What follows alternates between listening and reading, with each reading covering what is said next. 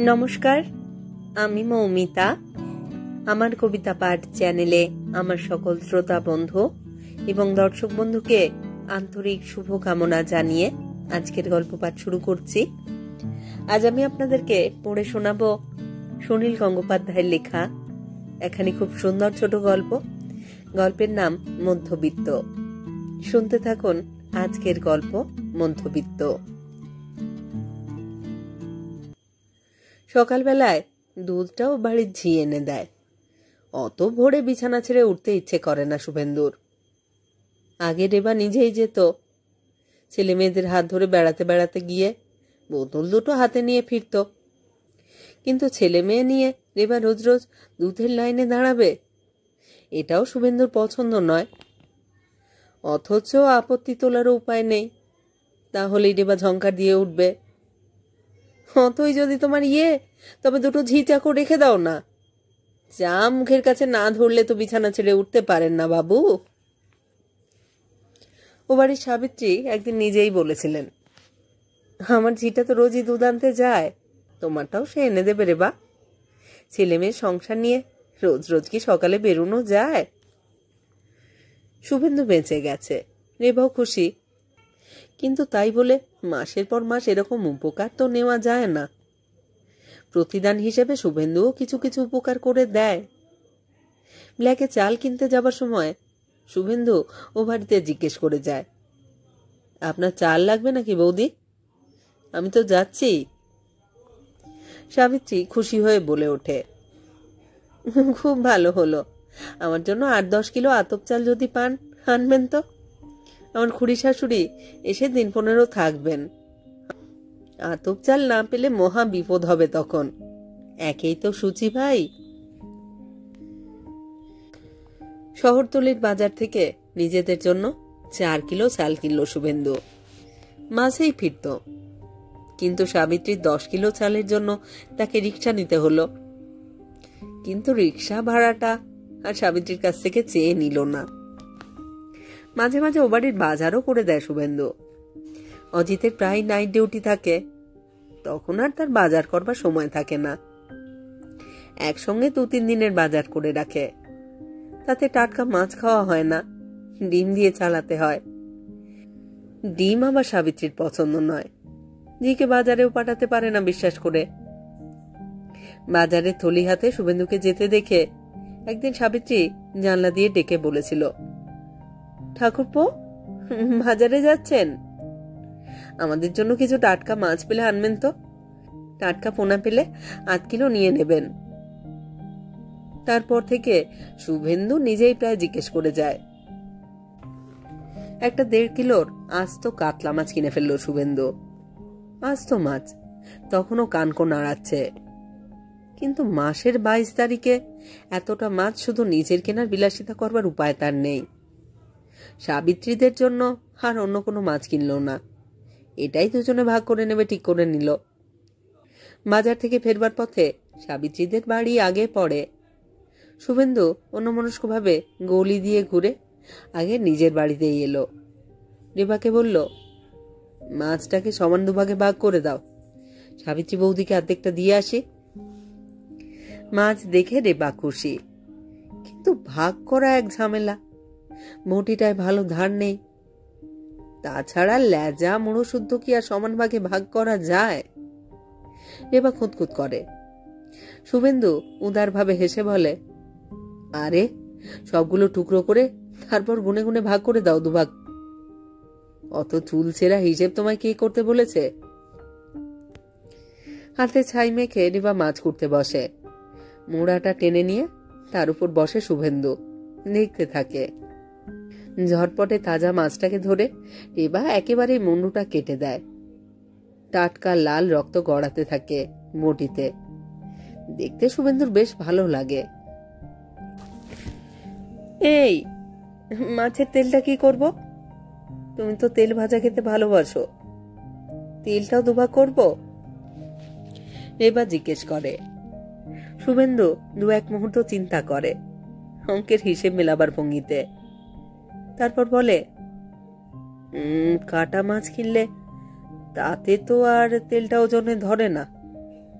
ওটা তুমি আমাদের দিকেই রেখে দাও। আর পেটির মাছগুলো কি করব? তুমি তো গাদার মাছ পছন্দ করো না। শুভেন্দু এবার কঠোর বিচারকের মতন জানিয়ে দেয়, না না, মাছ সব সমান দুভাগে ভাগ করবে, পেটি গাদা মিলিয়ে। দুজনেই সমান পয়সা দিচ্ছি তো।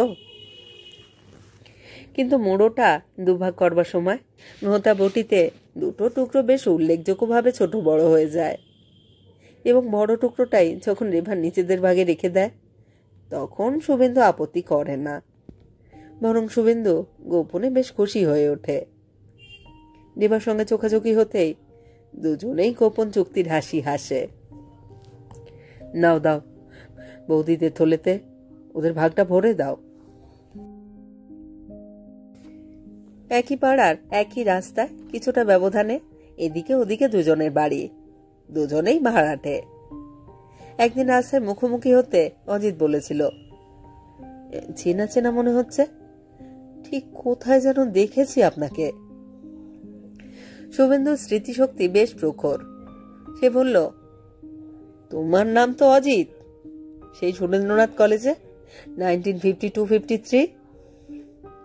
অজিত সঙ্গে সঙ্গে বলে উঠল, হ্যাঁ হ্যাঁ, তোমার নামটা ঠিক মনে পড়ছে না, কিন্তু তোমার রোল নাম্বার ছিল 41। শুভেন্দু হাসতে হাসতে বলেছিল, রোল নাম্বার মনে আছে, নাম মনে নেই। অবশ্য 14-15 বছর আগেকার কথা। তারপর দুই পরিবারে ভাব হতে দেরি হয়নি। দুজনেই পরস্পরের বউকে বৌদি বলে ডাকে। বউদের কাছে ওরা ঠাকুরপো। একই রকমের চাকরি, প্রায় একই রকমের সংসার। দুটো বাচ্চা হবার পরে শুভেন্দু ঝিকে ছাড়িয়ে দিতে বাধ্য হয়েছে, আর সাবিত্রীর এখনো ছেলেপুলে হয়নি বলে ইনস্টলমেন্টে স্টিলের আলমারি কিনছে। মাছের থলিটা নামিয়ে রেখে শুভেন্দু বলে, নিন বৌদি, আজ খুব টাটকা মাছ। থলির মুখটা ফাঁক করে দেখে সাবিত্রী বলল, কি মাছ? কাতলা। সাবিত্রীর স্বরে খুব একটা উৎসাহ ফুটল না। কই ছাড়া আর কিছু সাবিত্রীর ঠিক পছন্দ হয় না। সাবিত্রী আবার বলল, হিস, এই যে অনেকখানি মাছ দেখছি, কতটা আছে? 750। বলতে গিয়ে শুভেন্দুর হঠাৎ বুকটা কেঁপে উঠল, কিন্তু জোর করে দুর্বলতা দমন করে সে আবার বলল, 750, মানে 1.5 কিলোর মাছটা দুভাগ করে। সাবিত্রী বলল, যাক, ভালোই হয়েছে, আজ আর তাহলে মোচার ঘন্টটা রাঁধবো না, দুজন তো খাইয়ে, এতখানি মাছ যখন। শুভেন্দু পকেটে হাত ঢুকিয়েছে। দাম তার হিসেব করাই আছে, 4.5 টাকা কিলো। তাহলে সাবিত্রীর পরে 3 টাকা 37, 5 টাকার নোট থেকে ফেরত পাবে 1 টাকা 63। কিন্তু হঠাৎ কি ঝোঁক চাপল। শুভেন্দু পুলকিত ভাবে বলে ফেলল, আজ খুব সস্তা পেলাম বৌদি, জ্যান্ত কাতলা 3 টাকা কেজি। 3 টাকা কেজি? সাবিত্রীর মুখখানা খুশিতে উদ্ভাসিত হয়ে উঠল। থলির মাছটা মেঝেতে বা ঢেলে ফেলে সাবিত্রী বলল, এরকম টাটকা মাছ 3 টাকা? এই জন্যই আমি মানদাকে বাজারে পাঠাতে চাই না। পরশুদিনই তো পোনা বলে এনেছে, আমি দেখেই বুঝেছি পোনা নয়, কাতলা। তাও নাকি 5 টাকা কিলো। 2-4 পয়সা চুরি করবি কর, তা বলে এরকম ডাহা চুরি?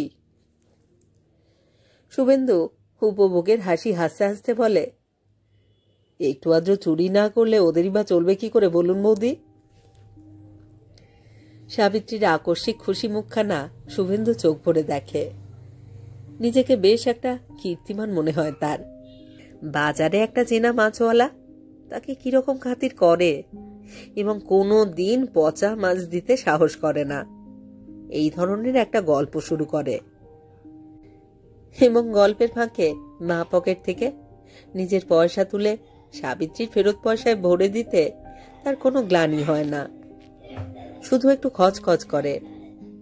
ঝোঁকের মাথায় একেবারে 3 টাকা না বলে 3.5 টাকা বললেও বোধ হয় হতো। তাহলে সাবিত্রীর খুশি কি এর চেয়ে কম হতো? অজিত কি ঘুমোচ্ছে নাকি বৌদি? কথাটা জিজ্ঞেস করে শুভেন্দু এদিক ওদিক তাকায়। তোলা উনুনে কেটলিতে জল ফুটছে। না, বাড়িতে ফেরেনি এখনো। নাইট ডিউটির পর কোথায় যেন ঘুরে দেরিতে বাড়ি ফিরবে বলে গেছে। তাহলে এখন কেটলিতে জল ফুটছে এত বেলায়?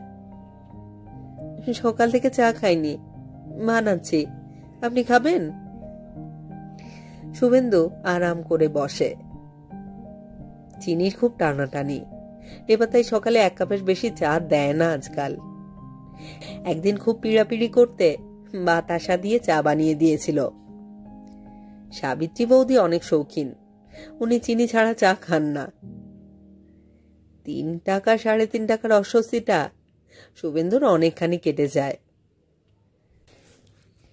বাড়িতে ছেলে মেয়ে দুটো সব সময় চেঁচামেচিতে বাড়ি মাথায় করে। এই বাড়িটা কি সুন্দর, নিরিবিলি। সাবিত্রীর আঁটো শরীরের ব্যস্ত চলাফেরার দিকে শুভেন্দু তাকিয়ে থাকে। সন্ধ্যের সময় খেয়ে দে নাইট ডিউটির জন্যই বেরিয়েছিল অজিত। গিয়ে শুনল মালিকদের এক ভাই মারা গেছে, তাই সেদিন অফিস বন্ধ থাকবে। কম রাত্রিরে ঘুমানো তার অভ্যেস নেই, সুতরাং নাইট শোতে সিনেমা দেখবে ঠিক করে সে তাড়াতাড়ি বাড়ি ফিরল। ফিরে দেখল সাবিত্রী গেছে রেবাদের বাড়িতে গল্প করতে। অজিতও সেখানে চলে এলো। কি একটা হাসির কথায় ওরা 3 জনে তখন দুলে দুলে হাসছে, এমনকি ছেলে মেয়ে দুটো হাততালি দিচ্ছে না বুঝেই। অজিতকে দেখে ওরা অবাক। অজিত নাইট ডিউটি দেয় আর সকালে পড়ে পড়ে ঘুমোয়। অজিতের সঙ্গে প্রায় দেখাই হয় না শুভেন্দুর। সব শুনে শুভেন্দু বলল, ভালোই হয়েছে, এসো আজ এখানে আড্ডা দেওয়া যাক। নেবা খিচুড়ি ছড়িয়ে দাও না, এখানেই সবাই খেয়ে নি। অজিত, খেয়েছো তো কি হয়েছে, আবার খাবে? অজিত বলল, না না, তার চেয়ে চলো আজ সবাই মিলে একটা সিনেমা দেখে আসি। অনেকদিন ওসব দেখিনি। বৈজয়ন্তী মালার কি যেন একটা বই এসেছে। শুভেন্দু বলল, ধুত, সিনেমা দেখে কি হবে, এই তো বেশ গল্প জমেছিল। তাছাড়াও সব হিন্দি বইটই আমার তেমন ভালো লাগে না। তাহলে চলো বাংলায় যাই। অ্যান্টনি ফিরিঙ্গি নাকি বই, যার কথা যেন তুমি বলেছিলে সাবু। সাবিত্রী বলল, হ্যাঁ ঠাকুরপো, চলুন সবাই একসঙ্গে দেখে আসি। শুভেন্দু তবু ইতস্তত করে, বলে, রবিবার চলুন না, এখন নাইট শোতে যাবার অনেক ঝঞ্ঝাট। সাবিত্রী বলে, আহা, একদিন তো মোটে, সবাই মিলে বেশ একটু আনন্দ করা যাবে। ওরে বা, তোমারও তো বইটা দেখা হয়নি বলেছিলে, কর্তাকে বলো না একটু আলিশি ভাঙতে। রেবা বলল, হ্যাঁ, বইটা দেখার তো খুব ইচ্ছে ছিল, কিন্তু।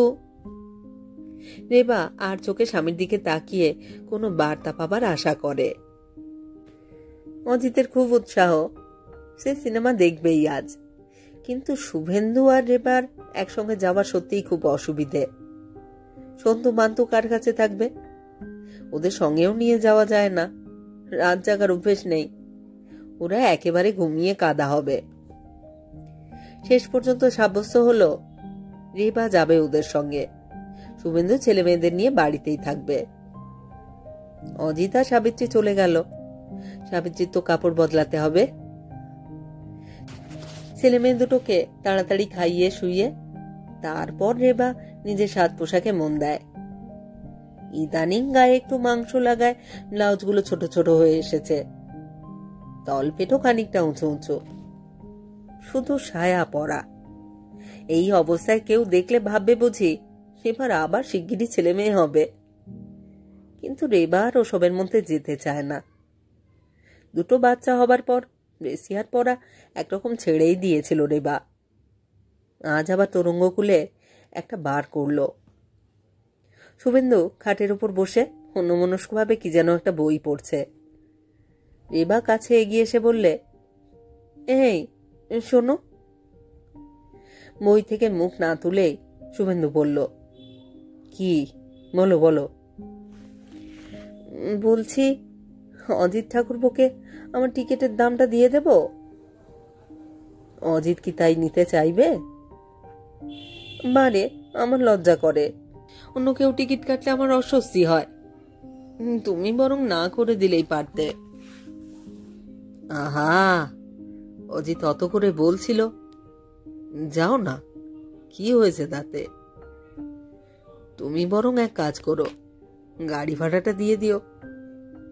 আহা, বাসে করে না গিয়ে যদি ট্যাক্সিতে যায়? শুভেন্দু একটু দ্বিধা করল, কিন্তু প্রায় সঙ্গে সঙ্গেই বলল, ট্যাক্সি ভাড়াটাই দিয়ে দিও, তাহলে টিকিটের চেয়ে অনেক বেশি দেওয়া হবে। হা হা, গাড়িতে বেটা ছেলে থাকলে বুঝি মেয়ে মানুষে ভাড়া দিতে পারে? কিরকম খারাপ দেখায় না? তুমি দিতে চাইবে, তাতে যদি আপত্তি করে তো। ক টাকা আর আছে দেখিনি, দাঁড়াও দেখছি। 17-18 টাকার বেশি নেই, তা ঠিক জানি আমি। ঠিক আছে, বেশ, একটা 5 টাকার নোট নিয়ে যাও। ভাড়া দিতে চাইবে, খানিকটা জোরাজুরি করবে। তাও যদি নিতে না চায়, তোমার ডিউটি ফুরিয়ে গেল। ভদ্রতা যতখানি করবার তা করলেই তো হলো। তবু আমার কিরকম যেন লাগবে। এবার সত্যিকারের অস্বস্তি ভরা মুখের দিকে তাকিয়ে শুভেন্দুর মায়া হয়। সামান্য হেসে সে বলে, আহা, অত খুঁতখুত করো না। সিনেমা দেখতে যাচ্ছ, ভালো মন নিয়ে যাও। না হয় সামনের মাসে আমরাও টিকিট কিনে ওদের একটা সিনেমা দেখিয়ে দেব। এই শাড়িটা পরছো কেন? ওই সবুজ শাড়িটা পরে নাও, ওটাতে তোমাকে ভালো মানায়। ওরা ফিরে না আসা পর্যন্ত শুভেন্দু জেগে থাকে। ছেলে মেয়ে দুটো বিরক্ত না করে অঘরে ঘুমোয়। শুভেন্দু একখানা লম্বা উপন্যাস প্রায় শেষ করে ফেলে। বাড়ির সামনে ট্যাক্সির আওয়াজ পেয়ে সে সচকিত হয়ে ওঠে। অজিত আর সাবিত্রী ওপরে ওঠে না, সেইখান থেকেই হাত বাড়িয়ে বিদায় নেয়। অনেকদিন বাদে রেবা খুশিতে ঝলমল করে। এই কি চমৎকার বই! উত্তম কুমারকে কি সুন্দর দেখাচ্ছিল। আসবার সময় জানো, ট্যাক্সিতে কি সুন্দর ফুরফুরে হাওয়া। অজিত ঠাকুরপো যে গানও জানে, তা তো আমি জানতাম না। আসবার পথে কি চমৎকার সিনেমার গানগুলো গুনগুন করে গিয়ে শোনালো গো। শাড়িটা যত্ন করে খুলে পাট করে রাখতে রাখতে এবার কি যেন মনে পড়ে যায়। তাড়াতাড়ি হাত ব্যাগটা খুলে নীল রঙের 5 টাকার নোটটা বার করে শুভেন্দুর দিকে তাকিয়ে মুচকি হেসে বলে, এই দেখো, 1 পয়সাও খরচ হয়নি। তুমি দিতে চেয়েছিল তো? হ্যাঁ। আমাকে ধমকে দিলেন, যাবার সময় ট্যাক্সি, আসবার সময় ট্যাক্সি। 2 টাকা 20 টিকিট, আমার বাক্স ভর্তি আইসক্রিম খাওয়ালেন। খুব ভালো লোক জানো, এমন আমোদে, মানে ওরা দুজনেই খুব ভালো। হ্যাঁ, সেই কলেজের সময় থেকেই তো জানি। অজিতটা খুব আমোদে আর দিলদরিয়া। নাইট ডিউটিতে খাটতে খাটতে বেচারার স্বাস্থ্যটা একটু ভেঙে গেছে এখন। এই জানো, আমি কিন্তু রান্না করে ওদের দুজনকে খাওয়াবো বলেছি একদিন, এক রবিবার। বেশ তো, ঠিক আছে। সাবিত্রী বৌদিও তো গত মাসে সন্তু মান্তুকে খাওয়ালেন একদিন। তুমি সেদিন মুরগি এনো, কিন্তু 2টো মুরগি লাগবে। খুব বড় সাইজ হলে একটাতেও হবে অবশ্য, কিন্তু ছোট ছোট কেনাই ভালো। মাংসটা কচি হয়, আর 4টে ঠ্যাং পাওয়া যাবে। আনবো আনবো। এরপরে দেখো, অজিতও একদিন আমাদের নেমন্তন্ন করে খাওয়াবে, এই আমি বলে রাখলাম। দেখো তুমি মেলে কিনা।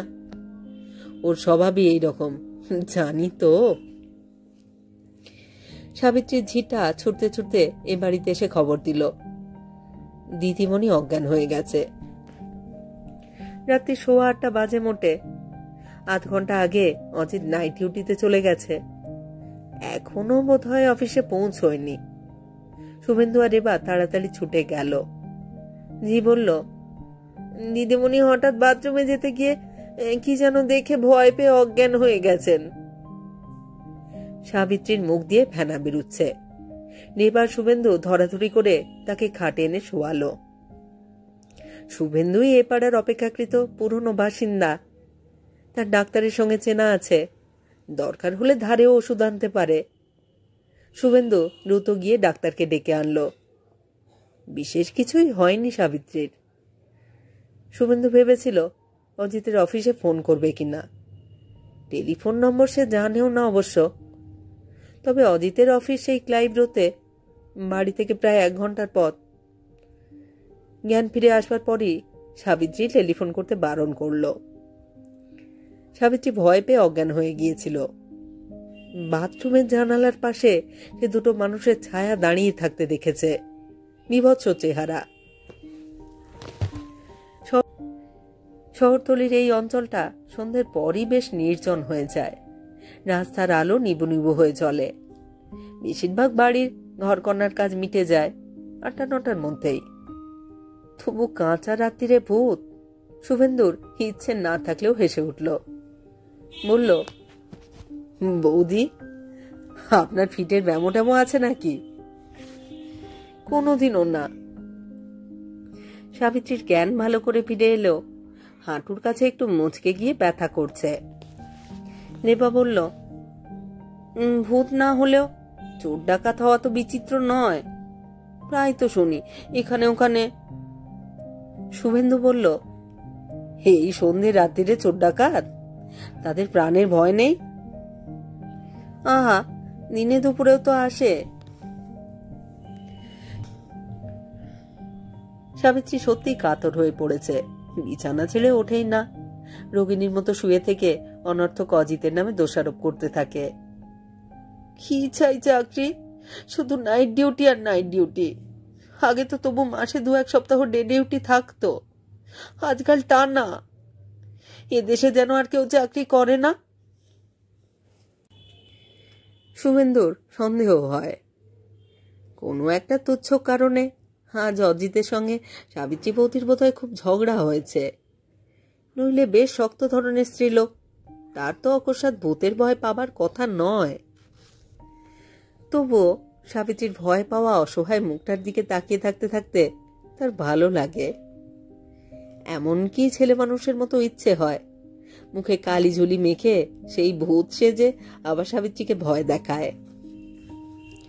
সাবিত্রী ফিসফিস করে রেবাকে বলল, মানুদা কোথায়?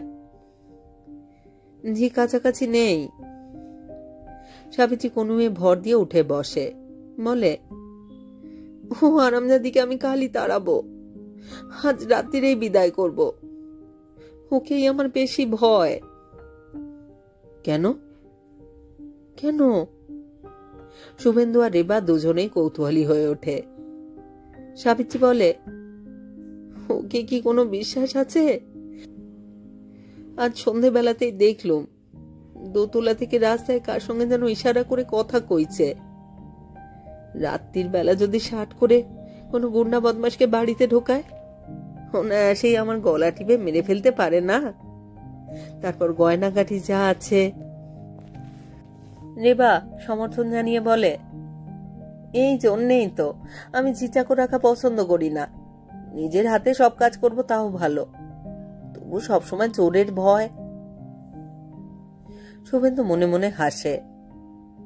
কদিন আগেই একটা ঝি রাখবার জন্য রেবা খুব বায়নাকা তুলেছিল। তার যে এত চোরের ভয় তা তো সে জানতো না। রেবা সাবিত্রীকে গাঢ় সহানুভূতির সুরে বলে, সত্যি তো, এরকম রাতের পর রাত একা থাকা তোমার সাহস বটে। আমি হলে তো পারতুমই না, ভয়েই মরে যেতুম। তাও 2-1টা ছেলে মেয়ে থাকলেও বা কথা ছিল, একটা মাত্র প্রাণী। সাবিত্রী উত্তর দেয় না, বড় একটা নিঃশ্বাস ফেলে। যত রাত বাড়তে থাকে তত সাবিত্রীর ভয় বাড়তে থাকে, ততই সাবিত্রীর ভয় বাড়ে। ডাক্তার এসে ঘুমের ট্যাবলেট দিয়ে গেছে, সেটা খেয়ে ঘুমোতেও তার ভয়। রাতের পর রাত যে দরজা জানলা এঁটে একা ঘুমিয়েছে, আজ রাজ্যের ভয় তাকে পেয়ে বসে। সাবিত্রী রেবার হাত ধরে অনুরোধ করে সেই রাতটা অন্তত রেবাকে তার কাছে এসে থাকতে। ছেলে মেয়ে নিয়েই আসুক, তার তো বেশ বড় ঘর, সবাই কুলিয়ে যাবে। তার চেয়ে বৌদি আপনি আসুন না, আমাদের বাড়িতে থাকবেন। আমাদেরও তো দুটো ঘর, আপনি নয় রেবার সঙ্গে থাকবেন। শুভেন্দু প্রস্তাব দেয়। সাবিত্রী চোখে মুখে কষ্ট ফুটিয়ে বলে, শরীরটা বড় দুর্বল লাগছে ভাই, হাঁটতে গেলে যদি ঘুরে পড়ে যাই। কথা বলতে বলতে সাবিত্রী মেঝের আলমারি ট্রাঙ্গুলোর ওপর চোখ বুলিয়ে নেয়। শুভেন্দু বুঝতে পারে গয়নাগাটি জিনিসপত্র খালি বাড়িতে ফেলে সাবিত্রী যেতে চায় না। নিচতলার ভাড়াটেদের সঙ্গে অজিত কি কারণে একদিন তুমুল ঝগড়া করেছিল, তারা তো উপরতলায় ডাকাত পড়লেও ফিরে চাইবে না। খুব অপ্রত্যাশিতভাবে রেবা রাজি হয়ে যায়, বরং তার চোখে মুখে এমন একটা উৎসাহের ভাব ফুটে ওঠে যে শুভেন্দু অবাক হয়ে যায়, যেন রেবা হঠাৎ কোথাও বেড়াতে যাবার প্রস্তাব পেয়েছে। ঘুরে ঘুরে সে সাবিত্রীর ঘরখানা পরিদর্শন করে। অজিতের আলাদা খাট, বেশ সুন্দর পরিষ্কার করে বিছানা পাতা, সুন্দর শান্তিনিকেতনে বেড কভার। সেই খাটে বসে পড়ে রেবা বলে, এই তো এই খাটেই আমি ছেলে মেয়ে নিয়ে কুলিয়ে যাব। এবার থেকে রোজই তো রাত্রিরে আমি এখানে এসে থাকলেই পারি। এই বলে শুভেন্দুর দিকে রসের দৃষ্টিতে চায়। ছেলে মেয়ে খাইয়ে ও বাড়ির বিছানা টিছানা পেতে তারপরে আসবে রেবা, এই জন্য তাড়াতাড়ি চলে যায় রেবা। ততক্ষণ সাবিত্রীকে পাহারা দেবার জন্য শুভেন্দু এখানে থাকে। ঘুরে ঘুরে জানলা দরজাগুলো পরীক্ষা করে দেখে শুভেন্দু, বেশ মজবুতি আছে। জানলা দরজা সব বন্ধ করে পাখা চালিয়ে শুলে ভয়ের কিছু নেই। শুভেন্দু ভূতের কথা তুলে সাবিত্রীকে রাগাতেও চায়। কি বৌদি, কিরকম দেখলেন? ভূষো হাঁড়ির মতো মুখ, চোখ দুটোর ওখানে গর্ত, নাকি আগুন জ্বলছিল? সাবিত্রী রাগ করে না, হাসেও না, দুঃখিত ভাবে নিঃশ্বাস ফেলে বলে, আপনি ওসব বুঝবেন না, আমার সত্যি ভয় করে। এই বলে সে একটা হাত বাড়িয়ে দেয়। শুভেন্দু এগিয়ে এসে চেয়ার টেনে বিছানার কাছে বসে ডাক্তারের রোগী দেখার মতন অবলীলাক্রমে সাবিত্রীর হাতটা ধরে। একটু একটু ঘামে ভেজা গরম হাত। শুভেন্দু সাবিত্রীর চোখের দিকে তাকায়, নিষ্পলক চোখ। এই দৃষ্টি যে শুভেন্দুর একেবারে অচেনা তা তো নয়। এই দৃষ্টিতে তাকিয়ে থেকে শুভেন্দু হাতটা আরো এগিয়ে নে সাবিত্রীর কপালে রাখে। সুস্থ মানুষের তপ্ত কপাল। সাবিত্রী তখনও কোনো কথা বলে না। আপন মনে শুভেন্দু তার একটা আঙুল সাবিত্রীর ঠোঁটে ছোঁয়ায়। নরম ঠোঁট ফাঁক করে দেয় সাবিত্রী। তার দৃষ্টি আরো ঘন হয়ে আসে। সাবিত্রীর ভয় পাওয়ার কারণটা বুঝতে পেরে শুভেন্দু হঠাৎ যেন ভয় পায়। ভূত দেখার প্রত্যাশার চোখে তাড়াতাড়ি জানলা দরজার দিকে তাকায়, সঙ্গে সঙ্গে উঠে পড়ে সেখান থেকে। রেবার কথা ভেবে শুভেন্দুর হঠাৎ দীর্ঘশ্বাস পড়ে। তার বরাবর ডে ডিউটি, প্রত্যেকদিন দুপুরবেলা রেবা বাড়িতে একা থাকে, ছেলে মেয়ে দুটো স্কুলে চলে যায়। একটা ঝি চাকর রাখতে পারেনি। রেবার অনেক কষ্ট। শুভেন্দু রেবাকে আরো বেশি কষ্ট দিতে চায় না।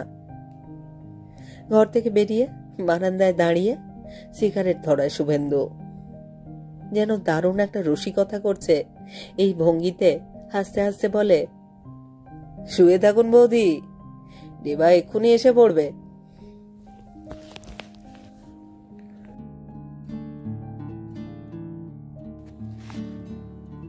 শেষ হলো আজকের গল্প, সুনীল গঙ্গোপাধ্যায়ের লেখা গল্প মধ্যবিত্ত। এই চ্যানেলে যারা আমার পুরো গল্প পাঠ শুনছেন তাদের জানাই আমার আন্তরিক ধন্যবাদ। যদি আমার গল্প নির্বাচন এবং পাঠ আপনাদের ভালো লাগে অবশ্যই একখানি লাইক করবেন এবং গল্পগুলিকে আপনাদের প্রিয়জনের মধ্যে শেয়ার করবার অনুরোধ রইল। আপনারা যারা এখনো আমার কবিতা পাঠ চ্যানেলটি সাবস্ক্রাইব করেননি, তাদের অনুরোধ সাবস্ক্রাইব করে সাথে থাকার। আর হ্যাঁ, অবশ্যই নোটিফিকেশন অন রাখবেন। এই চ্যানেলে প্রতিদিনই আমি একটি করে নতুন গল্প পড়ে শোনাচ্ছি। প্রত্যেকটি গল্পে আপনাদের সাথে চাই আপনাদের মূল্যবান মতামত। আপনাদের মতামতের প্রতীক্ষায় রইলাম। সবাই ভালো থাকুন আর থাকুন পরের গল্পের অপেক্ষায়।